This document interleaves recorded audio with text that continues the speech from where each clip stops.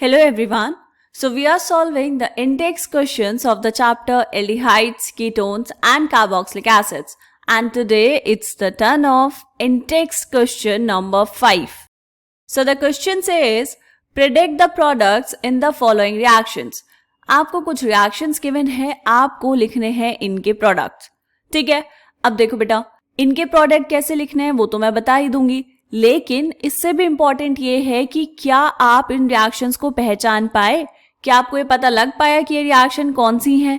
देखो इसके लिए हम क्या करेंगे बेटा, ये सारी की सारी रिएक्शंस हैं addition of ammonia and its derivatives to the carbonyl group. इसके लिए हम क्या करेंगे, थोड़ा सा कॉन्सेप्ट देख लेते हैं, उसके बाद यहां पर आकर रिएक्शंस लिखेंगे। ठीक है, देखो कौन सी रिएक्शन है ये, addition of ammonia and its derivatives. यहां पर ध्यान से देखेंगे बेटा, ये है आपके पास carbonyl group C double bond O, इसमें आपने डाला NH2 एंड Z। NH2Z का मतलब क्या हुआ, अमोनिया होता है आपके पास NH3, दिस इज अमोनिया। अब यहां पर आपने एक हाइड्रोजन को रिप्लेस किया और उसकी जगह पर कोई ग्रुप लगा दिया है Z, तो हम इसको क्या बोलेंगे, ये है अमोनिया का डेरिवेटिव। अब इन दोनों की जो रिएक्शन हुई ये है reversible reaction and acid catalysed. Acid catalysed मतलब एसिड की प्रेजेंस में हो रही है। क्या मिला आपको यहाँ पर, देखो यहाँ पे मिला आपको कार्बन, एक तरफ OH एंड एक तरफ NHZ। क्या हुआ है बेटा, एडिशन हो गया है डबल बॉन्ड ऑक्सीजन पर। अगर हम यहाँ पर देखें, ये था आपके पास कार्बन डबल बॉन्ड ऑक्सीजन, यहाँ पे आपने क्या डाला इसमें ZNH2, ऐसे भी लिख सकते हैं राइट।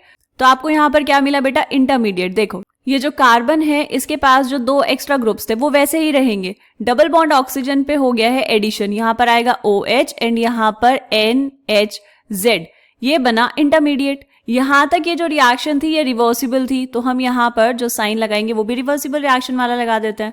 ठीक है, अब इसके बाद क्या होगा, प्रोडक्ट मिलेगा, क्योंकि यहां से क्या हो जाएगा बेटा, H2O बाहर निकल जाएगा। कैसे निकलेगा बाहर, ये OH यहां से और ये हाइड्रोजन यहां से। तो आपको अब जो प्रोडक्ट मिलेगा फाइनली वो क्या मिलेगा, कार्बन। कार्बन पे जो दो स्पीशीज लगी हुई थी कार्बोनिल ग्रुप पे, उनमें कोई छेड़खानी नहीं करनी, वो वैसे ही रहेंगी। और यहां पर मिल जाएगा डबल बॉन्ड N और N के साथ Z, साथ में बाहर निकला वाटर। क्लियर है, ये वाली रिएक्शन हमें समझ आ गई। अब यहाँ पर इंपॉर्टेंट रोल प्ले करता है ये Z ग्रुप, डिपेंड करता है आपने Z क्या लिया है उसी के अकॉर्डिंग आपको प्रोडक्ट मिल जाएंगे। तो यहाँ पर देखो बेटा नीचे आपको पूरी एक टेबल दी हुई है, Z एल्काइल भी हो सकता है, एराइल, OH, NH2 कुछ भी हो सकता है। तो जैसे जैसे हम Z को चेंज करेंगे वैसे वैसे यहाँ पर आपको प्रोडक्ट भी चेंज मिलेंगे। ठीक है, तो इन्हीं की एप्लीकेशंस पर गिवन है आपको ये वाली रिएक्शंस। ठीक है बेटा, तो पहले वाला चेक करें। देखो तो यहाँ पर आपको गिवन है फर्स्ट पार्ट में एक 5 membered ring double bond oxygen, साथ में है NH2OH। तो अगर मैं बात करूं NH2Z की, NH2Z था आपके पास, तो फर्स्ट पार्ट के लिए बेटा, फर्स्ट पार्ट के लिए Z क्या हो गया है, Z इज OH।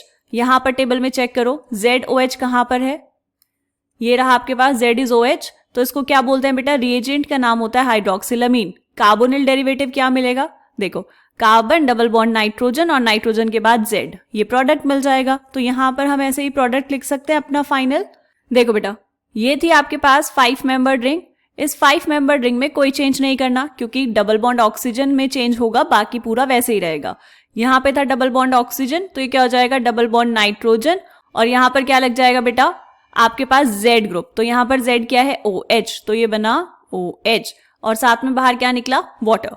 इसका नाम क्या होगा, देखो यहाँ पर ये होता है बेटा आपके पास ऑक्सीम। तो क्या मिला आपको, ऑक्सीम फॉर्मेशन। फर्स्ट प्रोडक्ट लिख दिया आपने, ओके। ऐसे ही आप सारे के सारे प्रोडक्ट्स लिख सकते हैं, बस आपको ये वाली टेबल पता होनी चाहिए। ठीक है, देखो सेकंड पार्ट। सेकंड पार्ट में क्या गिवन है बेटा, ये 6 membered ring double bond oxygen, यहाँ पर है NH2, ये NH2 तो वैसे का वैसे ही, और Z क्या होगा, इसके अलावा बाकी ये जितना भी है दिस इज Z ग्रुप। ठीक, तो यहाँ पर अगर हम सेकंड पार्ट की बात करें, साइड में ये मैं इसलिए लिख रही हूँ बेटा ताकि आप आसानी से देख पाएं। सेकंड पार्ट में जो Z है वो क्या होगा, NH, और यहाँ पर ये एक 6 मेंबर्ड रिंग, सेकंड पोजीशन पर NO2 एंड फोर्थ पोजीशन पर NO2। This is 2,4-DNP। बहुत ही इंपॉर्टेंट टेस्ट है, इससे हम क्या करते हैं, एल्डिहाइड और कीटोन्स की प्रेजेंस को भी डिटेक्ट कर सकते हैं। तो यहाँ पर कहाँ है ये, चेक करो अपनी टेबल में, ये रहा आपके पास 2,4-DNP। DNP मतलब 2,4 डाइनाइट्रोफिनाइल हाइड्राजिन। तो क्या बनेगा बेटा, कार्बन डबल बॉन्ड नाइट्रोजन और नाइट्रोजन से जुड़ जाएगा ये पूरा का पूरा ग्रुप। तो क्या हम यहाँ पर अपना फाइनल प्रोडक्ट लिख सकते हैं? देखो लिखेंगे, क्या होगा बेटा, ये है आपके पास 6 membered ring, double bond oxygen की जगह क्या आएगा, नाइट्रोजन, और इस नाइट्रोजन से जुड़ जाएगा ये पूरा का पूरा ग्रुप। कैसे बनाएंगे, NH, यहाँ पर ये 6 मेंबर्ड रिंग और इसमें सेकंड पोजीशन पर है NO2 और यहाँ पर फोर्थ पोजीशन पर है NO2। ये बन गया आपका फाइनल प्रोडक्ट। ठीक है बेटा, समझ आया? ऐसे ही थर्ड पार्ट में देखो, थर्ड पार्ट में क्या गिवन है, RCH डबल बॉन्ड CH और यहाँ पर है CHO और ये साथ में आपको पूरा का पूरा ग्रुप गिवन है। तो थर्ड पार्ट की अगर हम बात करें तो थर्ड पार्ट में Z क्या है, थर्ड पार्ट में Z है बेटा NH2 के अलावा बाकी पार्ट होता है ना, तो ये हो जाएगा आपके पास NH C double bond O NH2। इसका नाम क्या है, इसका नाम है semicarbazide, semicarbazide. Check करो यहाँ अपने टेबल में, ये रहा आपके पास, this is semicarbazide NHC double bond O NH2। तो प्रोडक्ट में क्या मिलेगा, आपको मिल जाएगा सेमी कार्बाजोन। तो यहां पर बनाएंगे प्रोडक्ट। कैसे बनाएंगे बेटा, ये जो कार्बन डबल बॉन्ड कार्बन है ये ऐसे ही रहेगा, इसमें कोई चेंज नहीं। देखो ये था आपके पास RCH डबल बॉन्ड CH, ये वाला जो कार्बन है बेटा इसमें एक तरफ होगा हाइड्रोजन और डबल बॉन्ड ऑक्सीजन।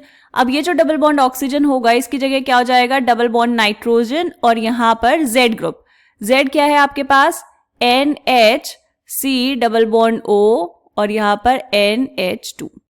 ठीक है, तो ये क्या बना आपके पास, दिस इज सेमी कार्बाजोन। क्लियर है, आसानी से लिख पा रहे हैं हम प्रोडक्ट्स। ओके, अब हम देखते हैं इस क्वेश्चन का लास्ट पार्ट। लास्ट पार्ट में क्या है बेटा, ये आपको दिया है एसिटोफिनॉन, इसमें क्या ऐड करवाना है, CH3 CH2 NH2।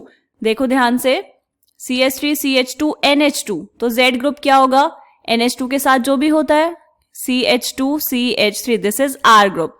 तो ये क्या हुआ, दिस इज अमीन।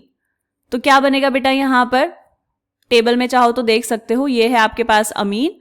क्या मिला, substituted imine, that is Schiff's base. बहुत इंपॉर्टेंट है बेटा, जब बाद में जब अगर आप जाएंगे रिसर्च करने के लिए तो वहां पर बहुत सारे रिसर्च वर्क में ये शिफ्स बेस यूज होता है। क्लियर, तो लिखो यहां पर प्रोडक्ट, अब तो आसानी से लिख दोगे आप। ये है आपके पास एसिटोफिनॉन, बनाओ यहां पर 6 मेंबर्ड रिंग, ये है कार्बन और देखो CH3 और डबल बॉन्ड ऑक्सीजन, तो CH3 तो वैसे ही रहेगा, डबल बॉन्ड ऑक्सीजन की जगह क्या आएगा, डबल बॉन्ड नाइट्रोजन और उसके साथ ये आपका पूरा का पूरा R ग्रुप, मतलब CH2 and this is CH3। ये क्या बना बेटा आपके पास, दिस इज शिफ्स बेस, चाहे तो यहां पर लिख सकते हैं दिस इज शिफ्स बेस। ठीक है, आपको समझ आया चारों के चारों रिएक्शन के प्रोडक्ट्स हमने कैसे लिखे।